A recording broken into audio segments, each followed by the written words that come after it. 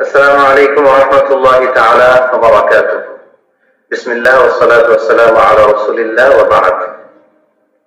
قال الله تبارك وتعالى في القرآن الكريم: أعوذ بالله من الشيطان الرجيم. بسم الله الرحمن الرحيم. ظهر الفساد في البر والبحر بما كسبت أيدي الناس ليذيقهم بعض ما عملوا لعلهم يرجعون. صدق الله العظيم. اللهم صل على محمد وعلى آل محمد كما صليت على إبراهيم وعلى آل إبراهيم إنك حميد مجيد. اللهم بارك على محمد وعلى آل محمد كما باركت على إبراهيم وعلى آل إبراهيم إنك حميد مجيد. কাছে কিংবা দূরে, বাংলাদেশ থেকে কিংবা পৃথিবীর যে যে প্রান্ত থেকে আজকের এই প্রোগ্রামটি আপনারা দেখছেন, অংশগ্রহণ করছেন, আপনাদের সবাইকে জানাচ্ছি আন্তরিক শুভেচ্ছা এবং অভিনন্দন। বেশি বেশি তওবা এবং ইস্তিগফার করুন। তওবার উপরে কোনো ওষুধ নাই।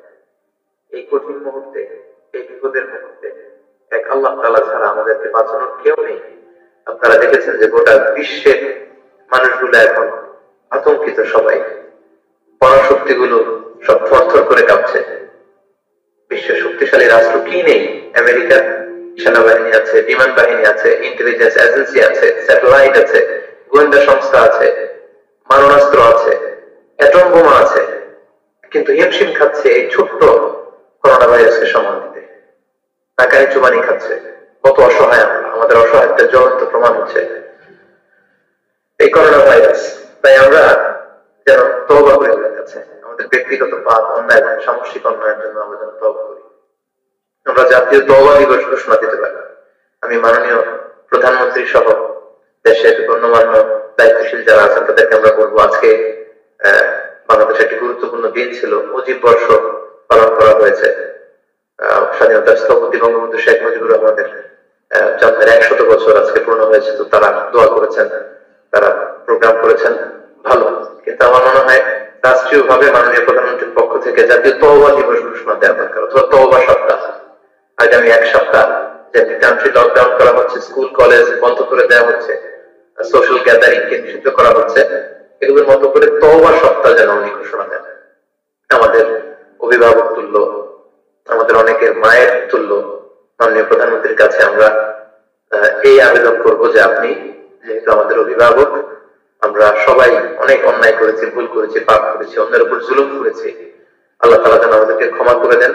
আমরা সবাই মিলে আমাদের ব্যক্তিগত পাপ এবং সম্মিলিত পাপের জন্য যেন আমরা সবাই আল্লাহর কাছে সিজদায় করে কাঁদি। আমরা যেন তওবা করি, আল্লাহ যেন বিপদ থেকে আমাদেরকে রেহাই দেন।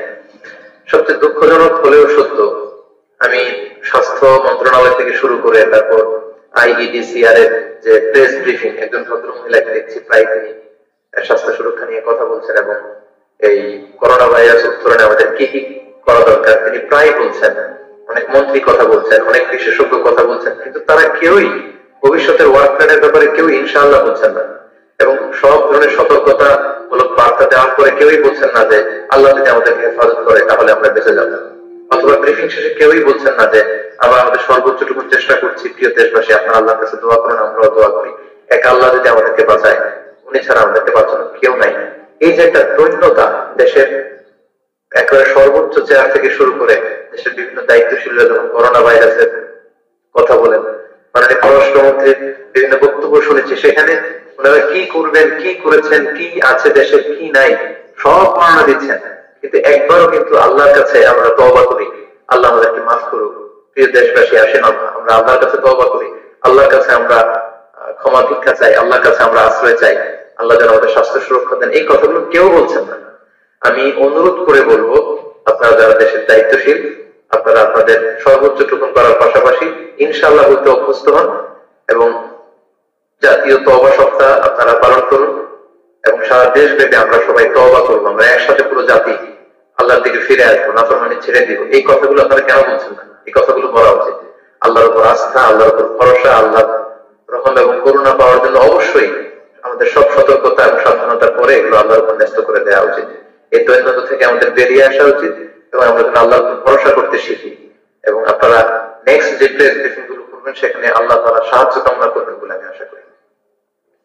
আমরা বেশি বেশি তওবা ইস্তেগফার করলে যেটি লাভ হবে, ইস্তেগফারের বিভিন্ন সুফল নিয়ে ইস্তেগফার করলে কি কি সওয়াব হয়, কি কি উপকার হয়, এখানে শুধু একটি আয়াত রেফার করতে চাই। সূরা আনফালের 33 নম্বর আয়াতে আল্লাহ তাআলা ইরশাদ করছেন, ওয়া কানা আল্লাহু মুআযিবাহুম ওয়া হুম ইস্তাগফিরুন। যতক্ষণ আল্লাহ তাআলার কাছে কোনো বান্দা ইস্তেগফার করে, আল্লাহ তার উপর কোনো কঠিন আযাব পাঠান না।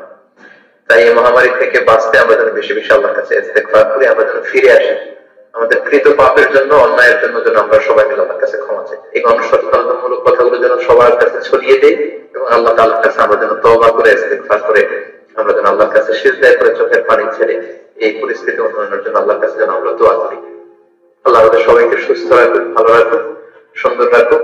সুবহানাকা আল্লাহুম্মা ওয়া বিহামদিকা আশহাদু আল্লা ইলাহা ইল্লা আনতা আস্তাগফিরুকা ওয়া আতুবু ইলাইক।